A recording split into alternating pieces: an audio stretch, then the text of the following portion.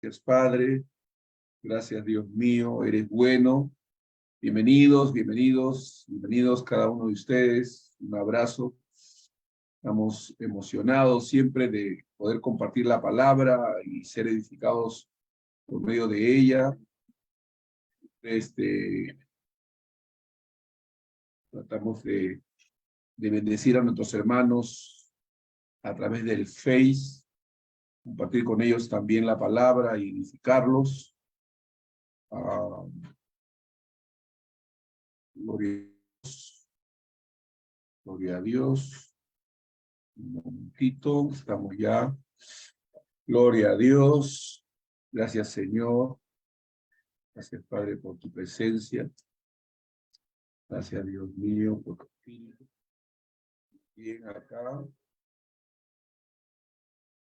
Estamos aquí también. Ya está. Muy bien, bienvenidos, bienvenidos, hermanos. Un abrazo para cada uno de ustedes. Siempre agradecidos al Señor por la fidelidad de cada uno de ustedes. Un abrazo, bendecidos. Gloria a Dios. Gracias, Señor. Muy bien.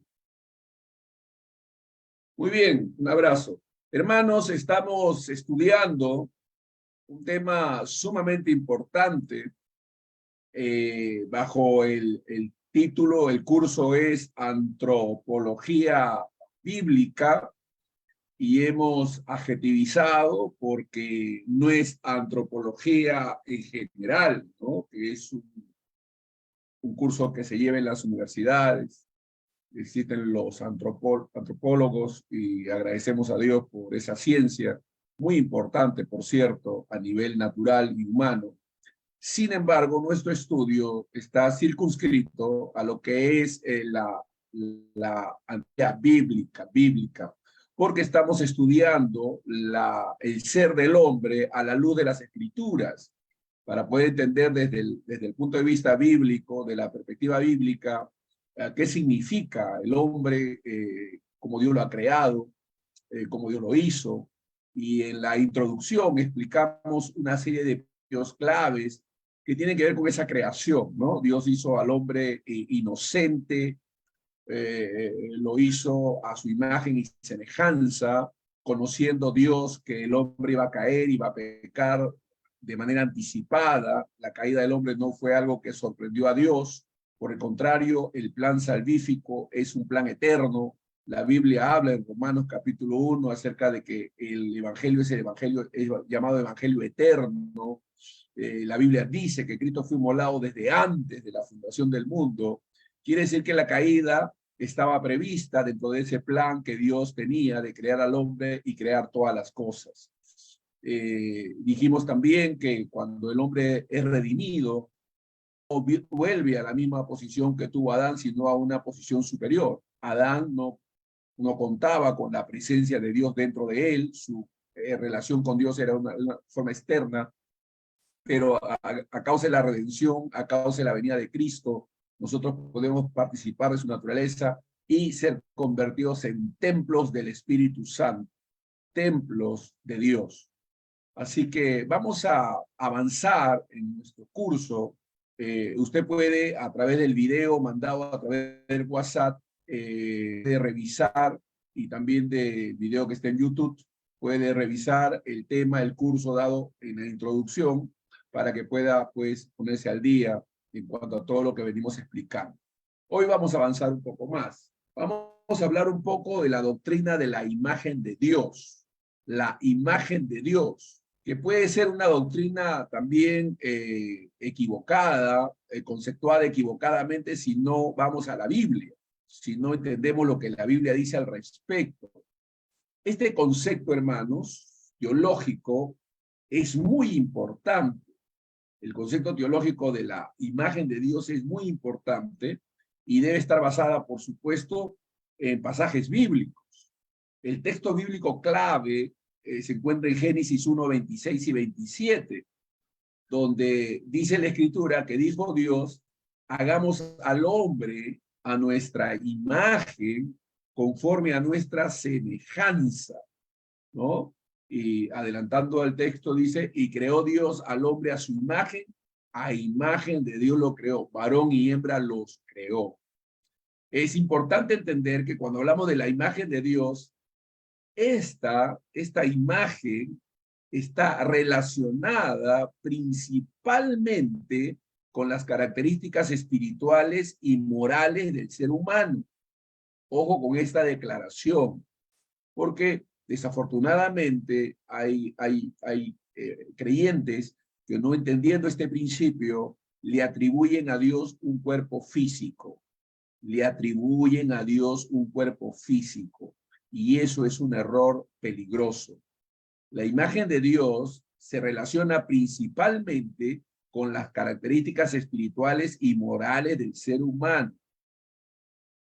La capacidad racional, la conciencia moral y la capacidad de relacionarse con Dios, ¿no? Y además relacionarse con otros seres humanos de manera significativa. En esta perspectiva, ¿no? En esta perspectiva, es muy importante, permítame, a ver, algo pasa por aquí, a ver, ya, ajá, vamos a, ya está. Muy bien, entonces es muy importante que en esta perspectiva nosotros, hermanos, podamos comprender que, como dijimos, el cuerpo es presentado, según las escrituras, es presentado como un recipiente o vehículo para la expresión de esa imagen en nosotros, ¿no? Porque Dios es espíritu, Dios es espíritu, Dios no tiene un cuerpo material. Esto es muy importante, Dios no tiene un cuerpo de materia. Así que la imagen de Dios se refiere a la manera en que nosotros como seres humanos reflejamos ciertas habilidades, cualidades, características divinas a través de nuestra naturaleza y nuestro ser, ¿no? Y vamos a ver una explicación bíblica y teológica de en qué consiste esta imagen, porque es importante, como les digo, tener claro el concepto. Los conceptos bíblicos, las perspectivas bíblicas son muy importantes de conocerlas, de tener claro, porque eso nos va a posibilitar, nos va a dar la habilidad de poder comunicar las verdades con precisión, ¿no? Los conceptos bíblicos, los conceptos teológicos que son el trasfondo, el soporte de lo que nosotros predicamos y declaramos, es fundamental, porque nos va a dar la directriz adecuada para no predicar suposiciones, especulaciones y cosas que realmente, en realidad, en lugar de ayudar, van a perjudicar al creyente, sobre todo a aquellos a quienes enseñamos. Entonces, es fundamental tener un concepto claro. Entonces, ya hemos dicho y estamos clarificando, permítanme repetirlo, porque es fundamental e importante. En primer lugar, hemos dicho, la imagen de Dios, el concepto teológico de la imagen de Dios es importante. Debe estar basada en pasajes bíblicos. Hemos dicho que el pasaje clave, fundamental de esta doctrina, de esta enseñanza, está en Génesis 1, 26 y 27, donde Dios dijo, hagamos al hombre a nuestra imagen, conforme a nuestra semejanza. Creó Dios al hombre a su imagen y semejanza, dice varón y hembra los creó. Ahora, la imagen, como les digo, de Dios se refiere a la manera en que los seres humanos reflejamos ciertas cualidades y características divinas en nuestra naturaleza y ser, ¿no? Y vamos a pasar a ver algunas cosas. Por ejemplo, número 1, creó con la capacidad de pensar, razonar y comunicarnos de manera significativa, ¿no? Eso implica racionalidad y comunicación. Racionalidad y comunicación. Esto es algo que los animales no poseen.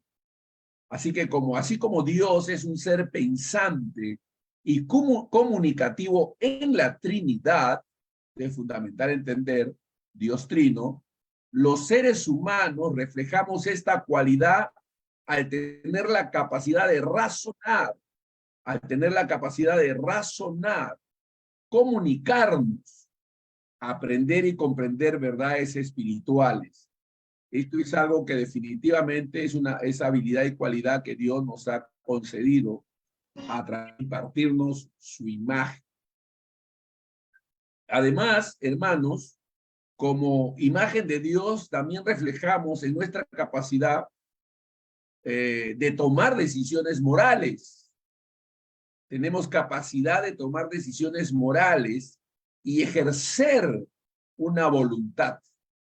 Así como Dios tiene una voluntad y una moralidad, nosotros como seres humanos tenemos la capacidad de elegir y tomar decisiones éticas, ¿no? Esta es una cualidad y facultad que los seres irracionales no tienen, que los animales no tienen, que es una exclusiva cualidad del hombre, ¿no?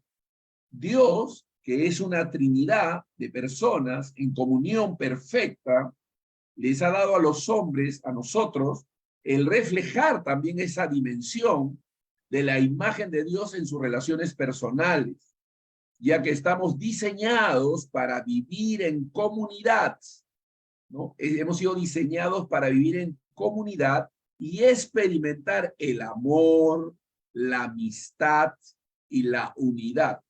Fíjense que estoy usando una palabra muy importante y que debe ser familiar para ustedes: reflejar. O sea, Dios nos ha creado a su imagen y semejanza para que reflejemos cualidades divinas. No nos ha hecho Dios, no es que somos dioses, no.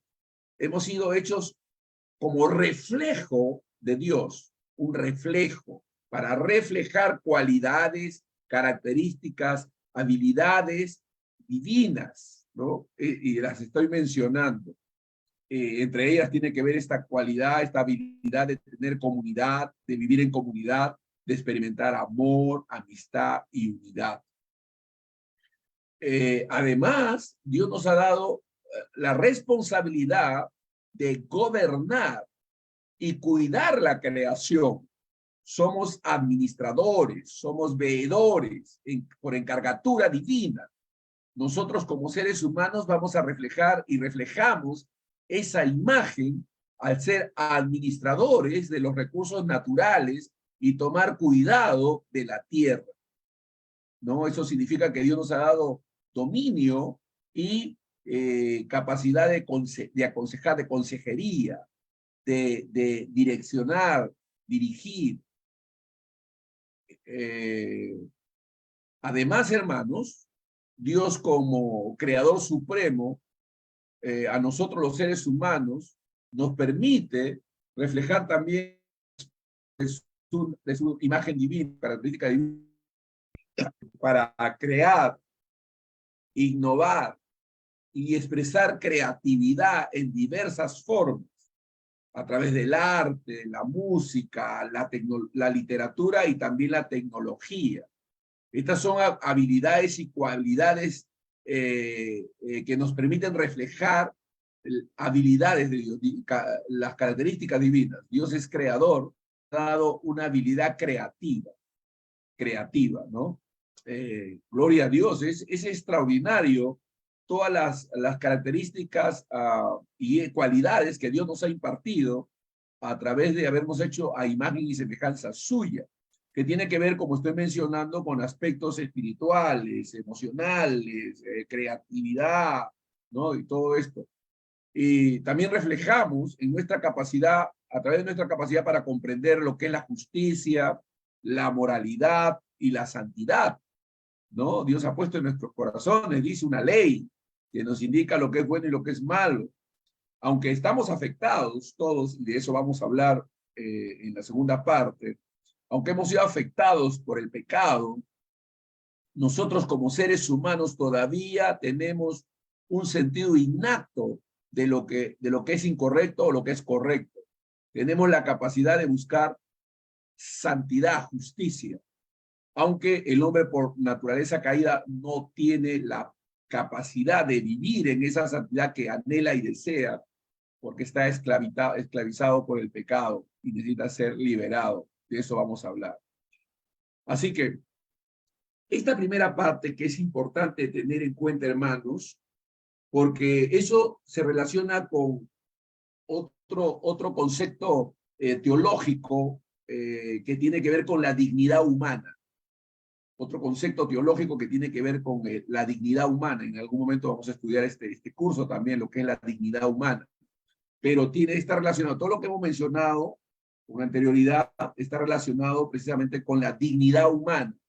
Dios le ha dado al hombre una posición de dignificación al haberlo hecho a su imagen y semejanza. Nosotros no somos tratados como animales y no debemos ser tratados como tales, ¿no? Por eso es que el criminal más cruento puede ser juzgado, puede ser llevado a juicio y no exterminado o castigado de manera directa sin ser tratado con justicia, ¿no? No venganza, sino justicia.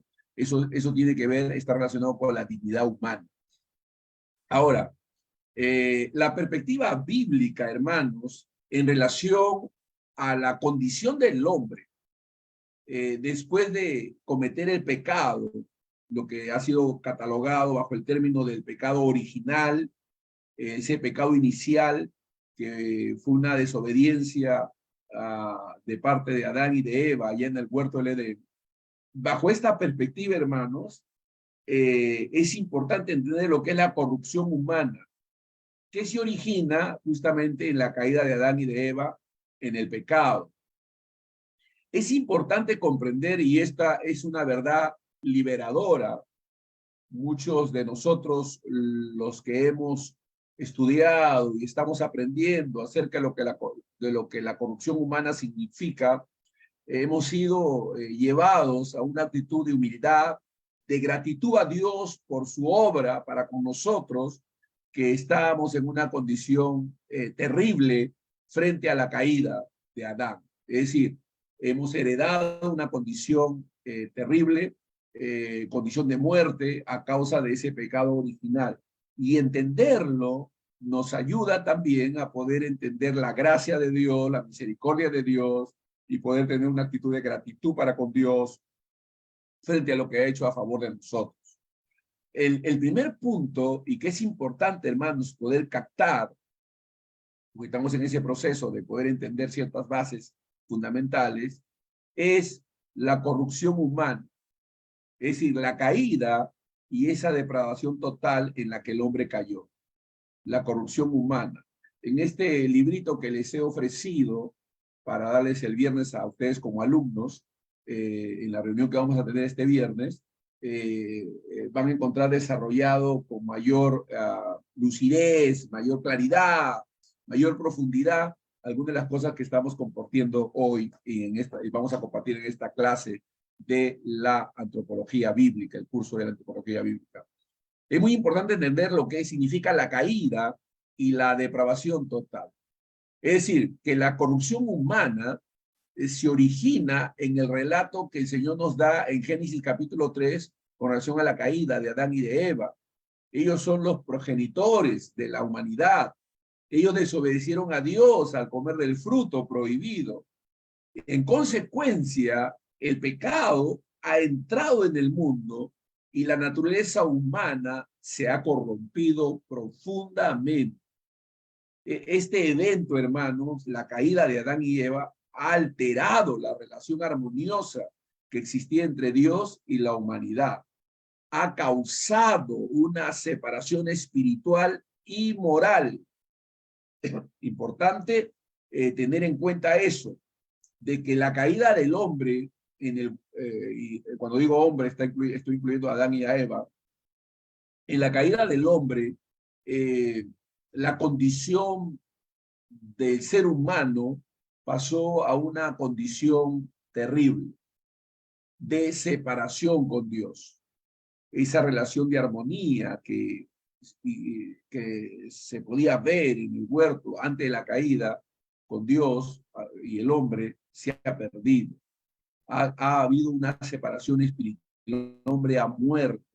Como dice en Génesis 3:6, Génesis 3:6 y 7 dice, y vio la mujer que el árbol era bueno para comer y que era hábil y árbol codiciable para alcanzar la sabiduría, y tomó de su fruto y comió. Dios le había prohibido al hombre que eso hiciese. Y dio también a su marido, el cual comió así como ella. Entonces fueron abiertos los ojos de ambos y conocieron que estaban desnudos. Entonces cosieron hojas de higuera y se hicieron delantal. Es decir, que esa acción que el hombre cometió en el huerto del Edén, Adán y Eva,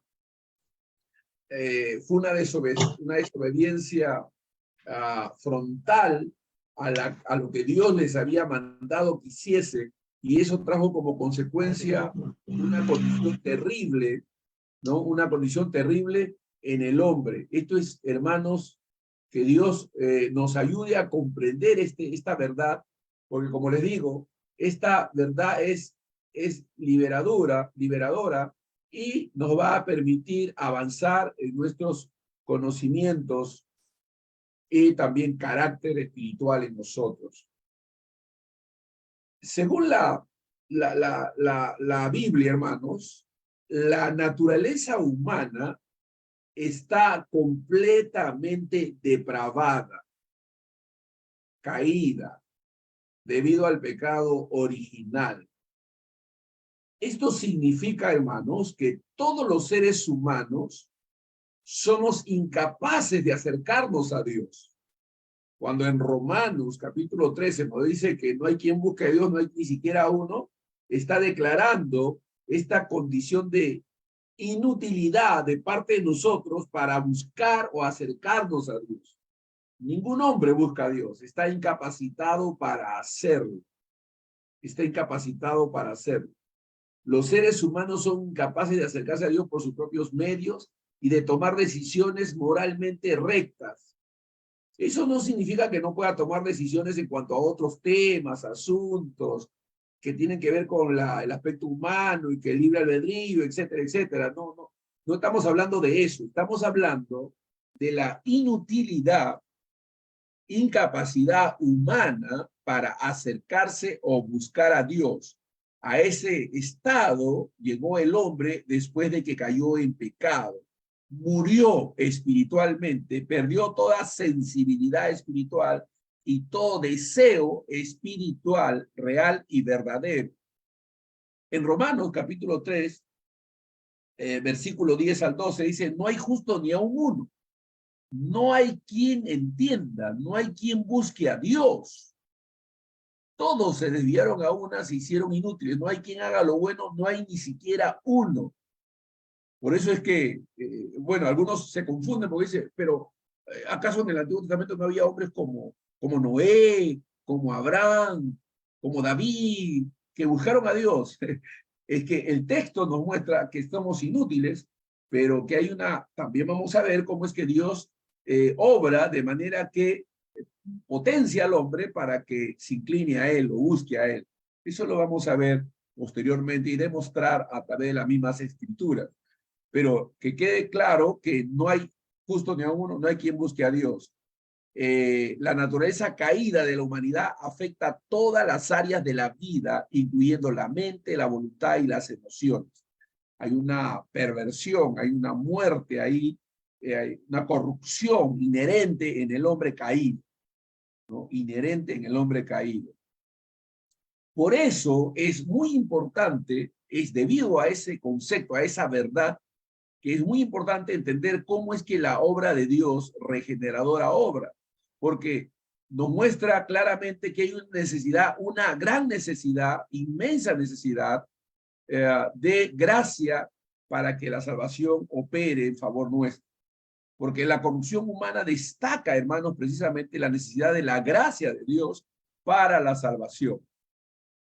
para la salvación. La corrupción humana que hemos mencionado, esa caída, esa condición perdida, ineficaz para buscar a Dios, incapaz de poder acercarse a Dios, ¿no? Entonces, nos hace ver que necesitamos la gracia, la salvación obrada por Dios, iniciada por Dios. Es Dios quien busca al hombre, no es el hombre el que busca a Dios. Jesucristo nuestro Señor le dijo a sus discípulos más cercanos, no me elegisteis vosotros, antes yo os elegí a ustedes. Entonces, la corrupción humana destaca la necesidad de la gracia divina para la salvación. La Biblia enseña que Dios, en su soberanía, ejerciendo su soberanía, elige, salva, ¿no? Dice la Biblia que Noé halló gracia ante los ojos de Dios.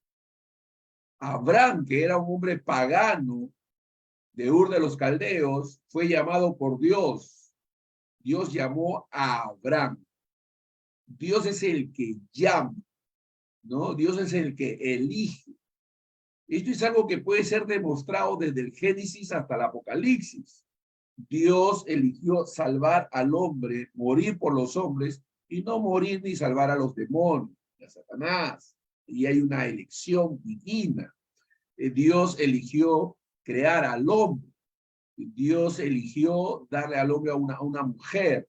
Dios eligió salvar, redimir, escoger. Dios escogió de entre los 12, bueno, entre los 11, antes que naciera pues Benjamín, a José, ¿no? De entre ellos, para a través de José dar libertad a Israel y protegerlos. Entonces, siempre vemos a Dios eligiendo, tomando elección. En Efesios, capítulo 2, versículo 8 al 9, dice, porque por gracia sois salvos por medio de la fe, y esto no de vosotros, pues es don de Dios, no por obras, para que nadie se gloríe. La salvación es un acto de gracia. El perdón es un acto de gracia. Personas que no entienden esto, sobre todo gente natural, dicen, si tú le predicas el evangelio, te dicen por su mente natural, mira, ya está bien, sí, posiblemente sea cierto, pero ya, cuando yo sea mayor ya me arrepentiré, pediré perdón a Dios, asumiendo por su mente corrupta, asumiendo que Dios le va a dar tiempo, que él puede elegir cuándo arrepentirse, y si considera que su arrepentimiento puede ser postergada y todo, pues así puede hacerlo. Pero la Biblia muestra que no, que hoy es el día de salvación, que hoy es el día de salvación. Entonces, no hay tal cosa como ya Dios me perdonará, como si el perdón fuera un derecho que el hombre tiene. No, el perdón es algo que Dios otorga por gracia, ¿no? El perdón es algo que Dios otorga por gracia. Dios eligió y recibió la ofrenda que Abel le ofreció y rechazó la ofrenda que Caín le ofreció, porque Dios es el que decide. Porque por gracia sois salvos por medio de la fe, y esto no es de vosotros, es un don de Dios, no por obras, para que nadie se gloríe. Una vez que uno cree en Jesús, que uno acepta y recibe al Señor, experimenta una transformación y una vida nueva. Experimenta una transformación y una vida nueva. Esta transformación y esta vida nueva no se da en el lado físico, sino en el lado espiritual. Es decir, que a pesar de la corrupción humana, la Biblia nos muestra que aquellos a quienes Dios salva, ¿no?, van a experimentar una transformación interna. Esta transformación a la que nos referimos es conocida y mostrada en la Biblia como la regeneración. Es una obra que el Espíritu de Dios, el Espíritu Santo de Dios, lleva a cabo en el ser humano y resulta en una vida nueva, que está caracterizada por la obediencia y la búsqueda de la santidad. Justamente en Ezequiel dice, os daré corazón nuevo, pondré espíritu nuevo dentro de vosotros nuevo corazón, nuevas inclinaciones, nuevos deseos que batallan contra la naturaleza caída y que esta naturaleza caída es gobernada por el poder de Dios y la gracia de Dios. Es por eso que en 2 de Corintios capítulo 5, versículo 17, Pablo nos asegura diciendo, de modo que si alguno está en Cristo, nueva criatura es. De modo que si alguno está en Cristo, nueva criatura es. No es algo anunciado como una cosa futura, sino como algo realizado por Dios de manera inmediata cuando creemos en él. Aleluya. Esto es realmente extraordinario. Físicamente, no hay ningún cambio externo, pero interiormente, espiritualmente, tú vienes a ser una nueva criatura. Todas las cosas viejas pasaron. He aquí, todas son hechas nuevas. Entonces, es importante entender que desde la perspectiva bíblica, hermanos, la corrupción humana se deriva de la caída en el pecado, que afecta la totalidad de la naturaleza humana. Esta corrupción resulta en la incapacidad del ser humano para buscar a Dios y llevar a cabo acciones morales. Yo he conocido hermanos que en su testimonio al principio dicen, hermano, yo estaba buscando a Dios, yo fui primero testigo de Jehová, luego estuve en los israelitas, y yo estaba en una búsqueda de Dios hasta que me predicaron el evangelio y yo lo recibí y fui salvo. Gloria a Dios, y todos aplauden. Amén. Es una forma de testificar en una comprensión inicial de lo que ha acontecido, pero luego que pasan los años, ese mismo creyente luego dice, oh, he descubierto que en realidad yo no lo estaba buscando, Dios me buscó a mí. Dios estaba moviendo mi corazón a buscarlo. Y Dios me eligió, Dios me escogió desde antes de la fundación del mundo. Si Dios no hubiese obrado en favor mío, si Dios no hubiese inclinado mi corazón, si no hubiese producido en mí el querer y el hacer, yo no sería salvo. Claro, la comprensión de eso viene posteriormente, aunque inicialmente su comprensión estaba limitada porque recién se ha convertido. Y está bien, no hay ningún problema con dar una apreciación y un juicio de lo que nos ha acontecido en nuestras limitaciones, pero en la medida que vamos creciendo, aprendiendo la palabra de Dios, el Señor nos llega a decir, no me elegisteis vosotros. Yo me imagino que estos creyentes estaban pensando, oh, qué bueno, qué afortunados hemos sido de haberlo elegido, de nosotros haberlo seguido. Ah, qué bueno. Y el Señor les dice, no, ustedes no me eligieron, yo los elegí a ustedes. Y luego, por supuesto, a través de las epístolas nos damos cuenta que nos eligió ¿cuándo? Desde antes de la fundación del mundo. Extraordinaria declaración. Extraordinaria declaración. Ahora, cuando hablamos de la doctrina del pecado original, es importante entender que esta doctrina, hermano, sostiene que existe un pecado original, que todos los seres humanos hemos heredado una naturaleza pecaminosa y corrupta, ¿no? Como resultado de la desobediencia de Adán en el jardín, en el huerto del Edén. Esto simplemente significa, hermano, que el pecado no es simplemente un acto individual.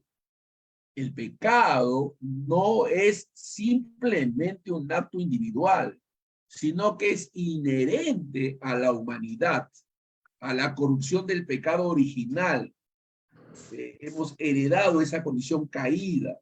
Es una tendencia innata hacia el mal, es la incapacidad de cumplir con las leyes divinas. Por eso es que la salvación en el Antiguo Testamento también fue por gracia, fue por fe y fue por gracia. La ley estaba ahí para mostrarles su incapacidad, para que se volviesen al Redentor y pudieran ver al Mesías anunciado que venía. En el Antiguo Testamento tenían que creer en el Mesías que venía. Nosotros creemos en el Mesías que ya vino. En Romanos 5:12 dice, por tanto, como el pecado entró en el mundo por un hombre, y por el pecado la muerte, así la muerte pasó a todos los hombres por cuanto todos pecaron, ¿no? O sea, el pecador, ni nosotros los creyentes podemos culpar a otro por lo que hacemos. No hay tal atenuante. Nosotros somos pecadores y por eso pecamos. El hombre no es pecador porque peca, el hombre peca porque es pecador. El hombre no es pecador porque peca, el hombre peca porque es pecador. Su condición es una condición caída, es una condición muerta. Como dice el pastor, o decía el pastor Charles Stanley, él decía que a un muerto no se le puede predicar, a un muerto no se le puede enseñar, a un muerto no se le puede mandar o demandar algo. Pero Dios hace una obra en la vida de ese muerto para que pueda recibir la palabra y pueda volverse a Dios. Dios obra de una manera sobrenatural sobre las personas. En Efesios capítulo 1, versículo 4 al 5, a la luz de todo lo que venimos diciendo, podemos entender cuando el apóstol Pablo hace esta declaración. Escuche, estoy leyendo Efesios 1, versículo 4 al 5. Según nos escogió en él antes de la fundación del mundo, gloria a Dios, aleluya.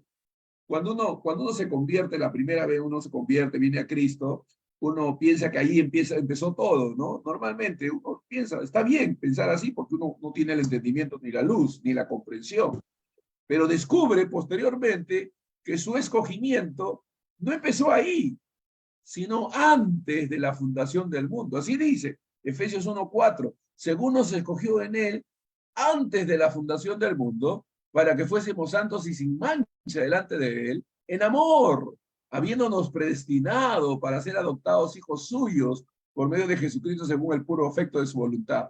Uno descubre un texto como este y uno no puede dejar de ser conmovido por una declaración así. ¡Wow! Gracias, Señor. Esto no lo sabía. Esto no lo hubiese podido saber a menos que tú lo hayas dicho y revelado. Aquí está, tú lo dices, tú lo has revelado. Gracias, Señor. Me has escogido desde antes de la fundación del mundo. En Filipenses 1:6 dice, el que comenzó la buena obra en vosotros la perfeccionará hasta el día de Jesucristo. Gloria a Dios. Estos son descubrimientos que uno va obteniendo, que uno va encontrando en la medida que va profundizando las escrituras, que va leyendo, que va viendo. Y uno dice, wow, ahí estaba. No lo podía ver, no lo podía entender porque pues no tenía una mente ejercitada, no había profundizado en las verdades de Dios, pero gracias a Dios por los maestros bíblicos, gracias por esos libros que transmiten mucha iluminación bíblica, mucha comprensión de la obra de Dios y que sobre todo hacen que los textos bíblicos sean comprensibles a nuestros ojos. Y es por eso que la redención, la cruz se hacen necesarias. La redención, porque la corrupción humana y la necesidad de salvación encuentran su solución en la obra de Jesucristo en la cruz del Calvario. Aleluya, ¿no? La Biblia enfatiza, hermanos, que Cristo murió como sustituto por nosotros los pecadores. Él es nuestro único, era imposible que el hombre pudiera ser redimido, que pudiera ser salvado, que pudiera adquirir una nueva naturaleza sin el sacrificio previo de Jesús en la cruz del Calvario. Bendito sea Dios. Vamos, los del Antiguo Testamento eran salvos a crédito porque Cristo iba a morir. Nosotros somos salvos al contado porque Cristo ya murió. Para los del Antiguo Testamento, Cristo iba a pagar. Para nosotros ya pagó. Nuestra salvación es al contado. Ya fue pagada. La salvación en el Antiguo Testamento era una salvación basada en el crédito, en que Cristo, el Mesías, iba a morir. Para nosotros Cristo ya murió. Y en la mentalidad de Dios, Cristo fue inmolado desde antes de la fundación del mundo, es decir, en la eternidad. Bendito sea Dios. Entonces, Cristo murió como sustituto por nosotros los pecadores. Él tomó el castigo que nosotros merecíamos. La redención a través de la cruz es la única manera en que los seres humanos pueden ser liberados de la corrupción del pecado y reconciliados con Dios. Se le hizo una entrevista a dos creyentes en dos diferentes momentos por un periodista en la televisión allá en los Estados Unidos. Esta misma pregunta fue hecha por el mismo periodista a dos diferentes pastores en los Estados Unidos. Le dijo a uno de ellos, ¿tú crees que Jesús es el único camino? ¿Tú eres de las personas que de manera absoluta piensa que solamente Cristo es el camino? Y este pastor contemporáneo, con una mentalidad humanista, dijo, no, yo creo que Cristo no necesariamente puede ser, porque yo conozco mucha gente piadosa entre los israelitas, los islam, entre los estos y tales, mencionó a varias religiones. Y dijo, bueno, yo conozco, y yo, ¿quién soy para juzgarles? Dijo él. Pero no estamos pidiendo su juicio de él, estamos pidiendo lo que la Biblia dice. Y esa fue su respuesta. Una respuesta que, por cierto, fue reñida por muchos hombres de Dios que le escribieron a él para llamarle la atención por la respuesta que había dado. Un hombre connotado, muy conocido en el mundo evangélico, ahí en los Estados Unidos. Otro pastor, igual de connotado, igual de conocido y reconocido ahí en los Estados Unidos, se le hizo la misma pregunta y él dijo, sí, por supuesto. Jesús, la Biblia dice, eso es lo bueno. Él dijo, la Biblia dice. El otro dio una opinión personal, pero este otro estaba diciendo y citando, la Biblia dice que Jesús dijo, yo soy el camino, la verdad y la vida, y que nadie viene al Padre sino por medio de mí, que no hay otro nombre dado a los hombres en el cual el hombre pueda ser salvo, que Jesús es único, única verdad, Él es la vida, el que tiene al Hijo tiene la vida, el que no tiene al Hijo no tiene la vida. Esta es una verdad importante, fundamental. Algunos que están pensando en tiempo, desafortunadamente, muchos pastores que se han alejado de esta verdad primaria y fundamental, que están apelando a otros recursos, ya no Jesús, sino la moralidad, los valores, la justicia, los méritos humanos y otra serie de cosas que no pueden salvar. Todas las obras son muertas a los ojos de Dios y solamente en Cristo podemos hallar vida. Solo en Él podemos ser liberados de la corrupción del pecado y ser reconciliados con Dios. Por eso en Romanos capítulo 5, versículo 8 dice, mas Dios muestra su amor para con nosotros en que siendo aún pecadores, Cristo murió por nosotros. ¿No? Es Cristo quien murió por nosotros. La fe cristiana está basada en Cristo. Cuando uno va al Face los días domingos, que es cuando algunas iglesias pasan sus cultos en vivo, uno escucha y revisa algunas de las predicaciones oídas en esos cultos, el nombre de Cristo está ausente. La obra sustitutoria de Cristo está ausente. Se apela más a las obras que los hombres tienen que hacer que a lo que Cristo ya hizo.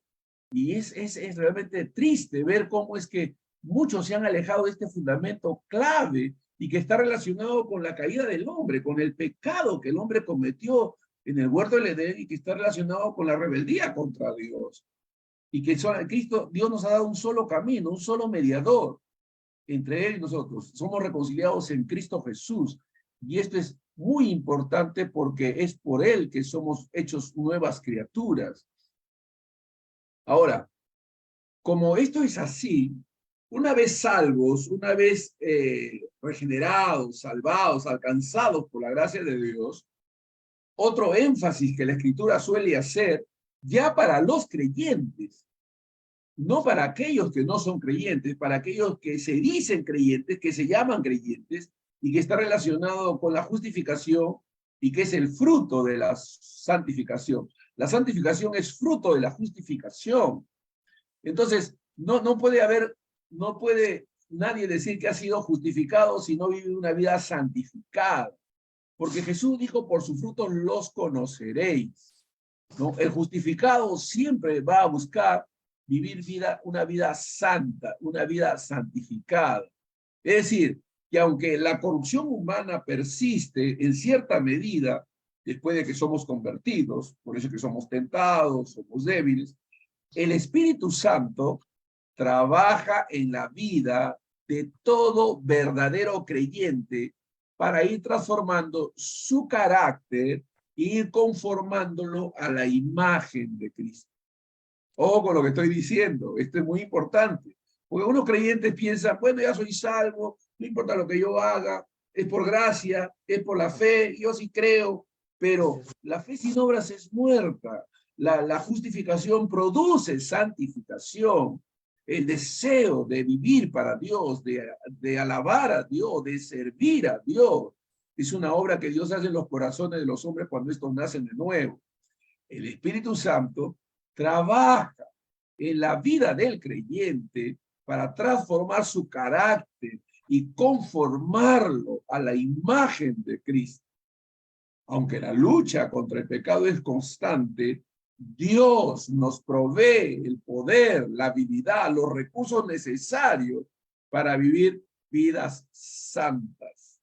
Para vivir vidas santas. Hemos sido habilitados, dotados por Dios para vivir una vida de servicio y consagrada a Dios. En Filipenses capítulo 2, versículos 12 al 13, se nos llama a nosotros los creyentes diciendo, así que, amados míos, como siempre habéis obedecido, no como en mi presencia solamente, sino mucho más ahora en mi ausencia, ocupaos en vuestra salvación con temor y temblor. En otras versiones dice, vivan y ocúpense en aquellas cosas que los salvos se ocupan. Vivan y ocúpense en aquellas cosas que los salvos se ocupan. En otras traducciones dice de esa manera. Porque Dios, debido a que Dios ha producido en nosotros el querer y el hacer por su buena voluntad. Es decir, Dios nos ha capacitado, nos ha dotado, nos ha dado la habilidad para vivir vidas diferentes. Gloria a Dios, es extraordinaria. En resumen, hermanos, es importante entender que esta explicación bíblica, teológica, que profundiza acerca de la corrupción humana y del impacto que éste produce en esa relación entre Dios y la humanidad, que la verdad del Evangelio resalta la necesidad de la gracia divina, la obra redentora de Jesucristo como la única solución para nuestra restauración de la comunión con Él. Es decir, Dios trabaja y obra poderosamente en los corazones y las vidas de todos nosotros. Dios está llevando a cabo sus propósitos. Dios está trabajando. Nosotros tenemos que entender que a través del Espíritu de Dios estamos en un proceso santificador, no para ser salvos, sino porque somos salvos. Ojo con eso, no para ser salvos, sino porque somos salvos. Nosotros no vivimos de manera santa para ser salvos, vivimos de manera santa porque somos salvos, ¿no? Entonces, gloria a Dios, gloria a Dios. Nosotros caminamos en santidad, no para ser santos, caminamos en santidad porque somos santos. En Cristo Jesús hemos sido redimidos, hemos sido limpiados, hemos sido purificados. Dios quiere que vivamos para Él y eso solamente es posible en el poder de Dios, en el poder del Espíritu de Dios, por la gracia de Dios y aquellos que estamos en Cristo Jesús. Dios nos ha llamado, hermanos, a vivir para Él. Y ese vivir para Él tiene un reflejo, tiene una manifestación que se evidencia en el carácter, en la moralidad santa que abrazamos, en el deseo de vivir para glorificar a Dios. Entonces, es todo un proceso, todo un trabajo que Dios está llevando a cabo y por el que debemos sentirnos realmente gozosos y agradecidos. Gozosos y agradecidos. Así que si vamos a Dios, seamos fieles y dejemos que Dios se siga glorificando en nosotros. Padre, en el nombre de Jesús, te damos las gracias, Señor, por tu palabra. Te damos las gracias por todo lo que estás haciendo en nuestras vidas. Y te damos las gracias porque podemos seguir creciendo en el conocimiento de la verdad, Señor. Bendecimos a nuestros hermanos que nos siguen a través de Facebook. Nos quedamos aquí en el interno con nuestros alumnos para seguir comprendiendo y entendiendo verdades. Gracias, Señor, en el nombre de Jesús. Amén y amén.